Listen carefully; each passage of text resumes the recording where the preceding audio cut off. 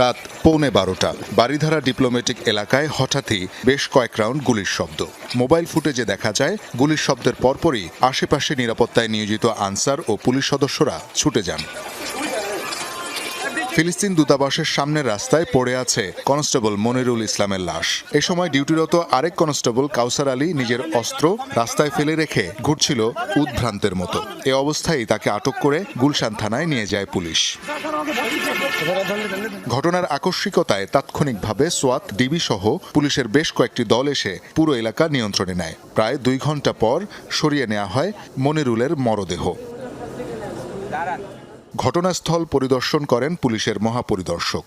কেন এমন হত্যাকাণ্ড তা জানা নেই কারো। বলেন, তদন্ত করে দোষীকে যথাযথ শাস্তির আওতায় আনা হবে। আমাদের লোকেই যেহেতু এটা করেছে, আমরা যেটা বুঝতে পেরেছি এটা কি কারণে ঘটেছে এটা আমরা একটু খতিয়ে দেখছি। এই বিষয়ে কাউকে তো কোনো ছাড় দেওয়ার